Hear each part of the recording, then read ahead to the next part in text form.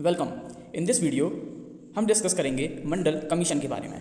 मंडल commission का गठन इसलिए किया गया था ताकि डिफ़ाइन किया जा सके और रिकमेंड किए जा सकें वे तरीके जिनसे socially and educationally backward classes जो हैं भारतीय समाज में उनका अपलिफ्टमेंट हो सके।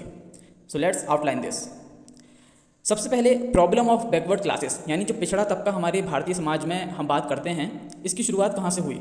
तो इसकी शुरुआत होती है 1500 BC के बाद से। जितना हमारा समय काल आया है भारतीय इतिहास का, वहाँ से, क्योंकि 1500 BC के बाद यानी वैदिक सभ्यता के बाद लेटर वैदिक पीरियड में जो वर्ण व्यवस्था थी उसको कास्ट सिस्टम में तब्दील कर दिया गया।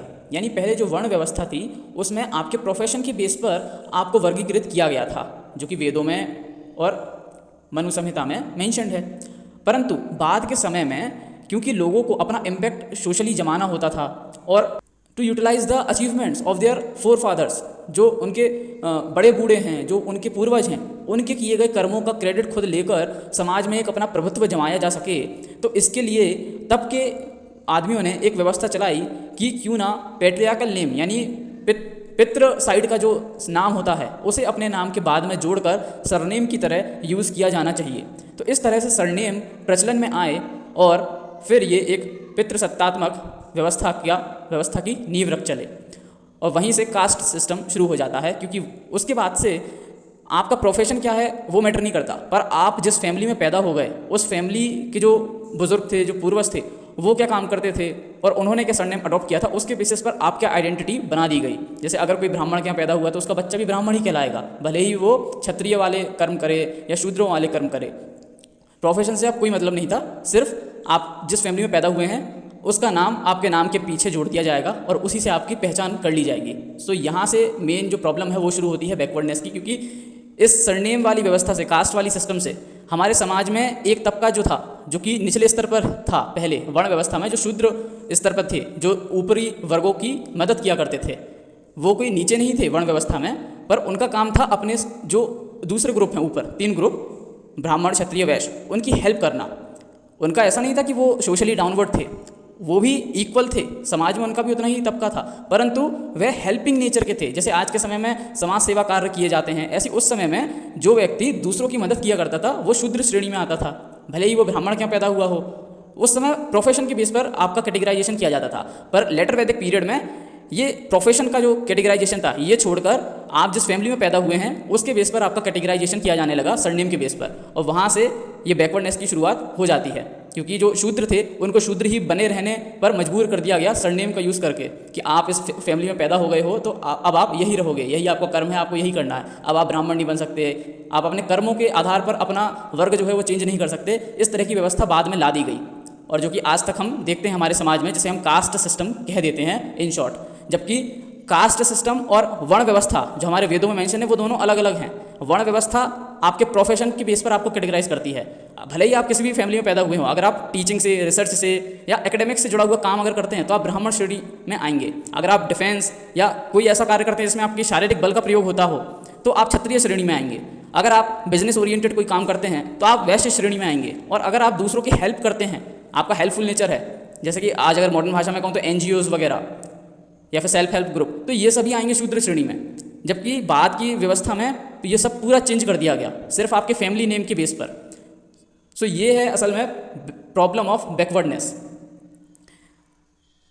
सो अब आपको समझ में आ गया होगा कि वर्ण और कास्ट दोनों अलग अलग चीज़ें हैं जिनको हम सिनोनिमसली यूज़ कर लेते हैं आज की डेट में, बिना उनका सही अर्थ जाने हुए, और अपने ही कल्चर को कोसने लग जाते हैं। अब आइए बैक टू द टॉपिक। सो सबसे पहले बैकग्राउंड को डिस्कस करते हैं मंडल कमीशन के लिए। So in British India during 19th century efforts to develop some version of affirmative action for India's untouchables and depressed classes began। यानी कि जो भारत का पिछड़ा तबका था, जो समाज में नीचे स्तर पर आ गए थे जाति व्यवस्था के कारण, तो उनके बेहतरीकरण के लिए ब्रिटिश इंडिया में भी कुछ पुख्ता कदम उठाने के प्रयास शुरू किए गए। आफ्टर इंडिया बिकेम इंडिपेंडेंट, यानी जब भारत स्वतंत्र हुआ उसके बाद डॉक्टर भीमराव अंबेडकर ने भारत का संविधान बनाते समय ये सुनिश्चित किया कि उसमें ऐसी बातें ज़रूर डाली जाएं जो अनटचेबिलिटी और जो शेड्यूल्ड ट्राइब्स हैं, जो ऐसी जातियां हैं जिनको अब तक वंचित किया गया उनके अधिकारों से, उनको उनके अधिकार दिए जा सकें कानून की मदद से। India's constitution also authorized the state to make special provisions for advancement of any socially and educationally backward classes of citizen। यानी हमारे संविधान में प्रावधान है कि कोई भी अगर ऐसा तबका है समाज का जो कि सोशली और एजुकेशनली बैकवर्ड है तो उसके बेहतरी के लिए स्पेशल प्रोविजंस कर सकती है हमारी संसद, क्योंकि ऐसा हमारे संविधान में वर्णित है। Since 1936, official list of schedules had existed of India's caste and tribes that occupied a degraded position in the Hindu social scheme। यानी कि 1936 से ही हमारे यहाँ एक आधिकारिक लिस्ट एग्जिस्ट करती है शेड्यूल्स की, जिसमें कि इंडिया की जितनी भी जातियाँ हैं, जितनी भी ट्राइब्स हैं या जितने भी ऐसे तबके हैं जो कि डिग्रेडेड पोजीशन में हैं हिंदू सोशल स्कीम के अंतर्गत, उन सबको लिस्ट किया गया है। ऐसी एक लिस्ट 1936 से हमारे यहाँ एग्जिस्ट करती है।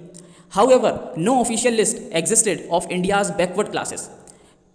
Degraded position in Hindu social scheme, इनकी लिस्ट तो हमारे यहाँ एग्जिस्ट करती है 1936 से, पर जो बैकवर्ड क्लासेस हैं जो कि समय के साथ साथ बैकवर्ड होती चली गई, उनकी कोई ऐसी लिस्ट ऑफिशियल लिस्ट हमारे यहाँ एग्जिस्ट नहीं करती। That is poor backward classes का मतलब क्या है? बैकवर्ड क्लासेस मतलब दैट इज़ पुअर और otherwise disadvantaged groups that did not occupy a degraded position in the Hindu social scheme. यानी कि ऐसे ग्रुप लोगों के जो कि वंचित तो किए गए हैं उनके अधिकारों से, पर वो उतनी भी बुरी स्थिति में नहीं हैं जितने कि एकदम जो नीचे लेवल पर आ जाते हैं लोग, उनका उतना भी बुरा लेवल नहीं है और वो नॉर्मल जो समाज में ऊपर तबके के लोग हैं उनके बराबर भी नहीं है। तो ऐसे जो बीच के लोग हैं उनको कैटेगराइज किया जाता है as backward classes. To address this deficiency, on 29th January 1953, President of India appointed India's first backward classes commissions under Chairman काका कालेलकर। और इसी को सुधारने के मकसद से 29 जनवरी 1953 को हमारे भारत के राष्ट्रपति ने एक कमीशन का गठन किया जिसको कहा गया फर्स्ट बैकवर्ड क्लासेस कमीशन, जिसके चेयरमैन थे काका Kalelkar. On 31st March 1955, the Kalelkar Commission submitted its report including a list of 2399 backward groups, 837 जिनमें से थे most backward using caste as the major evidence of the backwardness. और उनकी पिछड़ेपन को मापने की जो इकाई यूज़ करी गई वो उनका सरनेम यूज़ किया गया कि सरनेम के आधार पर हम ये पता लगाएं कि समाज में कौन सी जाति कितनी पिछड़ी हुई है। इस तरह से उन्होंने लिस्ट बनाई थी। 31 मार्च 1955 को काका कालेलकर कमीशन ने अपनी रिपोर्ट दी जिसमें 2399 बैकवर्ड ग्रुप्स को लिस्ट किया गया। The central government fearing that the reports caste test could delay the ultimate creation of classless society in India rejected the recommendations of the Kalelkar commission. पर उस समय जो केंद्र सरकार थी उसको डर था कि इस रिपोर्ट में जो कास्ट टेस्ट बोला गया है, यानी कि कास्ट के आधार पर पिछड़ापन नापने की जो पद्धति बताई गई है, उससे एक ऐसा भारत जो कि कास्टलेस हो, जो कि क्लासलेस हो, ऐसा भारत बनाने में अगर हम कास्ट के बेसिस पर लोगों का पिछड़ापन नापने जाएंगे तो ये एक रुकावट की तरह आएगा। और इससे हमारी केंद्रीय सरकार उस समय की घबराई हुई थी और उन्होंने इसलिए काका कालेलकर कमीशन के जो रिकमेंडेशंस थे वो नहीं माने। From then Until 1977, when Janata Party won India's national elections, the issue of determining nationwide criteria for backward classes remained effectively dormant। 1977 तक ये जो एक इशू था कि बैकवर्ड क्लासेस को डिफाइन किया जाए, उनको आइडेंटिफाई किया जाए नेशन वाइड, ये ठंडे बस्ते में रहा। परंतु 1977 में जब जनता पार्टी जीतकर आई चुनाव, उस समय इस टॉपिक को फिर से हवा मिली और ये फिर से ठंडे बस्ते से बाहर आया। On 20th December 1978, PM Morarji Desai of Janata Party announced the formation of a second backward classes commission। 20 दिसंबर 1978 को जनता पार्टी के जो प्रधानमंत्री थे उस समय मोरारजी देसाई, उन्होंने अनाउंसमेंट की कि हम बनाएंगे एक second backward classes commission to identify the backward classes in the Indian society. 1 जनवरी 1979 को मोरारजी देसाई गवर्नमेंट ने चूज़ किया बिंदेश्वरी प्रसाद मंडल को, a former chief minister of Bihar, to head the second backward class commission, और इसलिए इस कमीशन का नाम पड़ गया Mandal commission. Mandal submitted his report 2 years later on 31st December 1980. By then, Morarji Desai government had fallen and Indira Gandhi came to power. It remained in deep freeze during her term and that of Rajiv Gandhi. Mandal commission ने अपनी report 31 दिसंबर 1980 को submit करी, पर तब तक मोरारजी देसाई की जो government थी जनता पार्टी की, वह सत्ता से चली गई। उनके बाद इंदिरा गांधी आई और फिर राजीव गांधी भी आए, पर इनके कार्यकाल में इस रिपोर्ट के जो रिकमेंडेशंस थे, जो रिपोर्ट थी, वो ठंडे बस्ते में पड़ी रही। फिर से इस पर कोई भी एक्शन नहीं लिया गया। अब सवाल ये उठता है कि मंडल कमीशन था क्या असल में, what was it.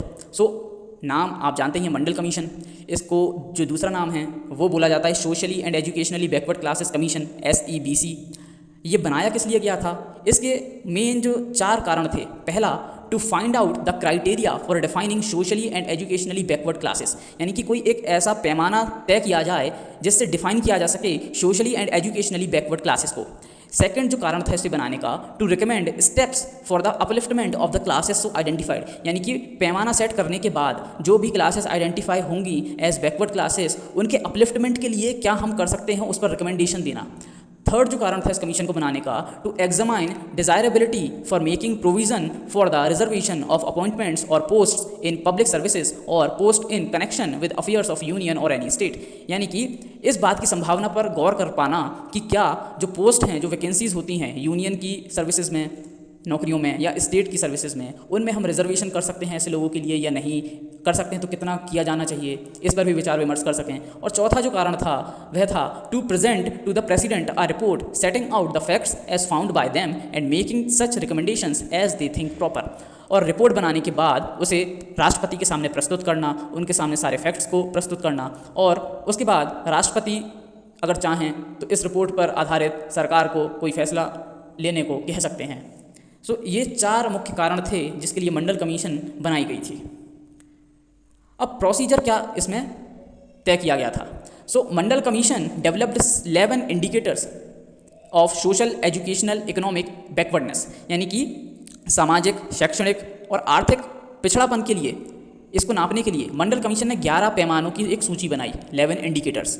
1 indicator was being considered backward by other caste और क्लासेस, यानी कि एक इंडिकेटर ऐसा होता था जो कि बैकवर्ड क्लासेस के लिए तो फिट बैठता था, पर जब वो इंडिकेटर आप दूसरी क्लासेस के लिए अगर टेस्ट करेंगे तो उनके लिए वो बैकवर्डनेस का एक साइन होता था। तो इस तरह से बैकवर्ड क्लासेस को आइडेंटिफाई किया गया। Other indicators also included depending mainly on manual labour for livelihood and having an average value of family assets at least 25% below the state average.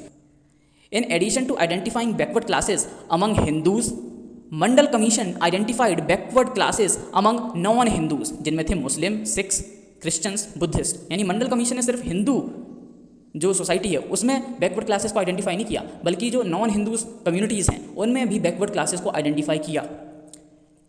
If they had belong to untouchable caste before they converted to a non-Hindu religion, or if Hindu castes with same occupational names such as धोबी, लोहार, नाई, तेली were considered backward। यानी कि कुछ ऐसे तबके थे हिंदू समाज में जो कि पिछड़ापन बहुत समय से फेस कर रहे थे, और इस कारण उन्होंने अपना धर्म चेंज करके दूसरे धर्मों में जाना बेहतर समझा। तो ऐसे ही लोग जो कि पहले कभी हिंदू थे बाद में कन्वर्ट हुए, तो नॉन हिंदूज़ कम्युनिटीज़ में से भी ऐसे लोगों को आइडेंटिफाई किया गया, ऐसे लोगों को भी चिन्हित किया गया ताकि पता लगाया जा सके कि कितने ऐसे बैकवर्ड लोग थे जो कि दूसरी कम्युनिटीज़ में अब जा चुके हैं। इन February 1980, Mandal commission conducted a nationwide socio-economic field survey in which it gathered interview data from 2 villages and 1 urban block in 405 of nation's 406 districts. Field survey data combined with information from 1961 census, various states list their backward classes and personal knowledge of commission members and others, enabled the Mandal Commission to generate an all India other backward classes, जिसे short में कहा गया OBC, list of 3,743 castes and a more underprivileged depressed backward classes list of 2,108 castes। यानी कि मंडल commission ने जब अपना field survey data किया और 1961 के सेंसस के डेटा का यूज़ किया, तो दोनों का डेटा मिलाने के बाद उनके पास 2 लिस्ट आई। एक लिस्ट थी अदर बैकवर्ड क्लासेस की, जिस लिस्ट में थे 3,743 जातियाँ। वहीं दूसरी एक लिस्ट थी जिसमें under privileged depressed backward classes को लिस्ट किया गया, और ऐसी जातियाँ थीं 2,108। अपने फील्ड सर्वे डेटा और रिपोर्ट बनाने के दौरान जितनी भी जानकारी मंडल कमीशन को मिली, उसके बेस पर मंडल कमीशन ने कंक्लूड किया that India's population consisted of approx 16% non Hindus, 17.5% of Brahmins and forward castes and 44% OBC and 22.5% of SC and ST। एक तरह से भारत की जो सोसाइटी है उसका एक डेमोग्राफिक ब्रेकअप मंडल कमीशन ने बताया हमें। However, 16% non-Hindus presumably included approx the same proportion of OBC as did the Hindus. The total proportion of OBC, जिसमें हिंदूज एंड नॉन हिंदूज दोनों थे, came to 52% of India's population. यानी कि हिंदू जो कम्युनिटी है जो नॉन हिंदू कम्युनिटी है, अगर दोनों में जो भी बैकवर्ड आइडेंटिफाई किए गए थे उनका परसेंटेज मिला दिया जाए तो करीबन 52% of India's population backward classes की श्रेणी में आ रही थी, अकॉर्डिंग टू मंडल कमीशन के कंक्लूजन्स. सो मंडल कमीशन ने क्या क्या रिकमेंड किया? इन्होंने कहा that 52% of central government post be reserved for OBC, यानी ओबीसीज के लिए 52% of central government post reserve करनी चाहिए. परंतु सुप्रीम कोर्ट कह चुका था कि total proportion of reservations under Article 15 Clause 4 and 16 Clause 4 of Constitution should be below 50%. यानी कि टोटल जितना भी रिजर्वेशन दिया जाएगा हमारे देश में वो 50% की सीमा है, उसे कभी भी लांघ नहीं सकता. Since scheduled caste and scheduled tribes already accounted for 22.5% of India's population, only a little more than 27% of government posts could be reserved for backward classes without exceeding limit of 50%. So इस तरह बाद में ये तय किया गया, Mandal commission therefore recommended that 27% of central and state government jobs should be reserved for OBCs and that 27% figure should be applied to other compensatory discrimination or compensatory protection benefits including those provided by universities and affiliated colleges. यानी कि शैक्षणिक संस्थानों में भी ये जो 27% के कोटा की बात की जा रही है, ये जॉब्स में तो रिजर्वेशन दिया ही जाए, साथ ही साथ शैक्षणिक संस्थान जितने भी हैं और उनसे एफिलिएटेड जितने कॉलेजेस हैं उनमें भी ये 27% का जो रिजर्वेशन है ये दिया जाए ओबीसीज को, ऐसा इन्होंने कहा. The recommendations of Mandal commission were: पहला, reservation of 27% public sector and government jobs for OBCs for those who do not qualify on merit. Second recommendation, reservation of 27% for promotions at all levels of OBCs in public services. Third recommendation, the reserved quota, if unfilled, should be carried forward for a period of 3 years and deserved after that. Fourth recommendation, age relaxation for OBCs to be the same as that for SCs and STs. Fifth recommendation, a roster system should be prepared for the backward classes on the pattern of that for the SCs and STs. Sixth recommendation, reservations to be made in public sector unions, banks, private sector undertakings, receiving government grants, colleges and universities. Seventh recommendation, the government to make the necessary legal provisions to implement these recommendations. तो mainly अगर हम ऊपरी तौर पर देखें तो ये 7 recommendations थी बाय मंडल कमीशन. अब आफ्टर इफेक्ट्स क्या हुए? मंडल कमीशन आया, उसने अपनी रिपोर्ट बनाई, अपने रिकमेंडेशंस दिए, सुप्रीम कोर्ट को जो कहना था वो उन्होंने कहा. इसके बाद जो इफेक्ट्स हुए वो क्या क्या थे? So on 7 August 1990 PM VP Singh of National Front Coalition announced that he would implement the Mandal commission recommendations. 7 अगस्त 1990 को VP सिंह, जो कि नेशनल फ्रंट गठबंधन के प्रधानमंत्री थे उस वक्त, उन्होंने ये अनाउंसमेंट किया कि हम मंडल कमीशन के जो रिकमेंडेशंस हैं उनको इम्प्लीमेंट करेंगे. इसके बाद ही पूरे देश में, खासकर नॉर्थ इंडिया की बात करें और वेस्टर्न इंडिया की बात करें, यानी नॉर्थ वेस्टर्न इंडिया में बहुत ज़्यादा रोष प्रकट हुआ जनरल कैटेगरी के द्वारा, क्योंकि ये जो बात थी कि 27% का जो रिजर्वेशन है, जॉब्स तो ठीक हैं, उसके साथ साथ जो शैक्षणिक संस्थान हैं उनमें भी अगर दिया जाएगा तो जो दूसरी कैटेगरी के लोग थे उनको ये लगा कि इससे तो हमारे बच्चों का जो हायर एजुकेशन लेने का हक है वो एक तरह से हमसे छीना जा रहा है, क्योंकि जॉब्स में अगर रिजर्वेशन देना है तो बात एक हद तक समझ में आ भी जाती है. परंतु शैक्षणिक संस्थानों में भी अगर आप 27% पहले से ही फिक्स कर देंगे किसी एक खास कैटेगरी के लिए, तो जो बाकी की कैटेगरी हैं उनके लिए तो अकाल जैसी स्थिति होगी, क्योंकि हमारे देश में बहुत ज़्यादा कॉलेजेस तो थे नहीं उस वक्त और आज भी नहीं है, पॉपुलेशन बहुत ज़्यादा है. सो इस तरह से आप किसी से उसकी हायर एजुकेशन का हक सीधे तौर पर तो नहीं छीन सकते. तो इसलिए इस वजह से लोगों में बहुत ज़्यादा रोष प्रकट हुआ. शुरुआत में इस वजह से भी था कि प्रमोशंस में, जॉब्स में भी रिजर्वेशन क्यों, मैंडेट के आधार पर क्यों नहीं. तो इस तरह के विरोध पूरे देश में प्रकट हुए. हालांकि जो साउथ इंडिया था वहाँ पर इस तरह के रिजर्वेशन का प्रावधान बहुत पहले से चला आ रहा था, तो इस अनाउंसमेंट के बाद वहाँ पर कोई बहुत ज़्यादा असर नहीं हुआ. बस नॉर्थ इंडिया और वेस्टर्न इंडिया के क्षेत्र में हमें रेजिस्टेंस देखने को मिला. Violent objections endured, especially in northern India, among upper castes, fear that the recommendations would reduce their access to higher education. Southern India responses to PM's announcements were considerably milder.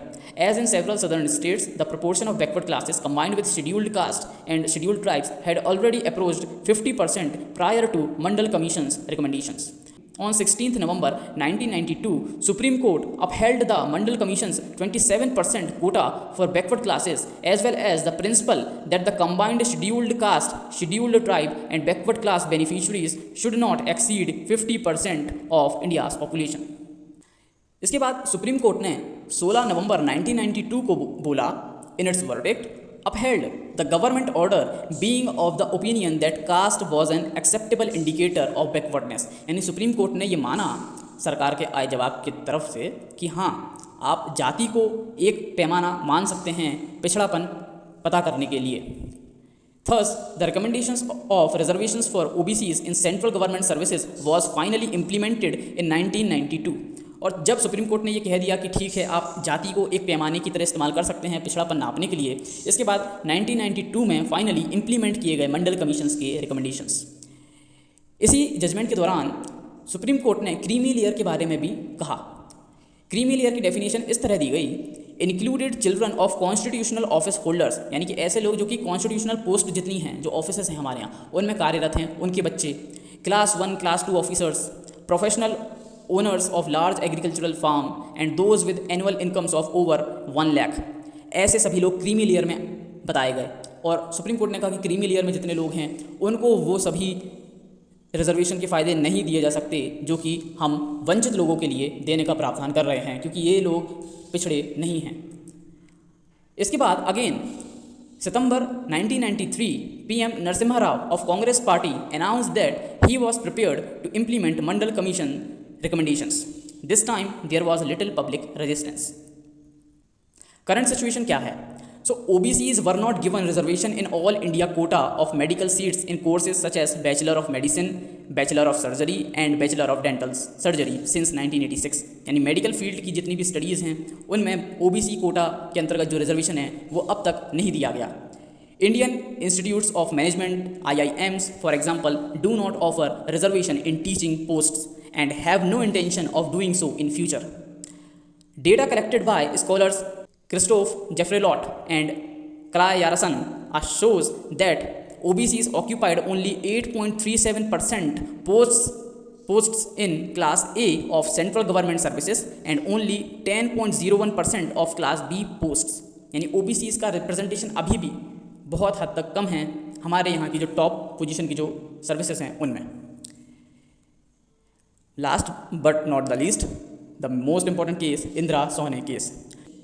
जब Mandal commission को implement करने का announcement किया गया सबसे पहली बार, जब पूरे देश में एजिटेशन हुए थे, विद्रोह हुए थे, उस वक्त दिल्ली में एक यंग एज की वकील थी जो कि सड़क से अपने काम पर जा रही थी. तभी उनको दिखाई देता है सड़क पर विरोध करते हुए नौजवान लड़के जो कि अपने आप को आग लगा रहे थे और इतना ज़ोरदार प्रदर्शन हो रहा था, आंदोलन हो रहा था कि उनके मन में विचलन हुआ कि क्यों ये इस तरह का सारा ड्रामा हो रहा है हमारे देश में, क्यों नहीं सीधे तौर पर डिफ़ाइन कर दिया जाता कि क्या है backward classes. So a young lawyer on her way to courts in Delhi, these disruptions forced her to reflect and act on what she saw. Students were out on the roads, there were self-immolations. So ये सब देख के इंदिरा सोहनी कहती हैं, she wanted to put to rest the issue of reservation by seeking a definition of backward classes and whether more than 50% of seats could be reserved. तो इंदिरा सोहनी के मन में दो विचार आए थे कि बैकवर्ड क्लासेस क्या हैं, इसको डिफाइन क्यों नहीं कर दिया जाता ऑफिशियली एक बार, और दूसरा क्या रिजर्वेशन का जो बार बार सवाल उठता है कि 50% को क्रॉस कर सकता है या नहीं, क्यों नहीं कानून इसको क्लियरली डिफाइन करके बता देता है एक बार, ताकि ये जो नौजवान लोग अपनी जान गंवा रहे हैं, जो विद्रोह हो रहा है इतना सारा, ये रुक जाए. इसी को मद्देनजर रखते हुए इंदिरा सोहनी ने एक PIL फाइल कर दी सुप्रीम कोर्ट में. PIL केस दाखिल होने के बाद जजमेंट आया 9 जज बेंच ऑन नवंबर 16, 1992, जो कि एक लैंडमार्क बन गया भारतीय इतिहास में, with her name becoming a shorthand for what the courts had to say on the matter. 1992 judgment recognized socially and economically backward classes as a category, said caste could be a factor for identifying backward classes, and recognized the validity of the 27% reservation. Another phrase that gained currency through this judgment was the creamy layer. इस judgement के दौरान supreme court ने ये माना कि हाँ backward class नाम की एक कैटेगरी हमारे सोसाइटी में एग्जिस्ट करती है, उसे रिजर्वेशन देने की भी ज़रूरत है, और 27% के रिजर्वेशन की भी बात सुप्रीम कोर्ट ने मानी।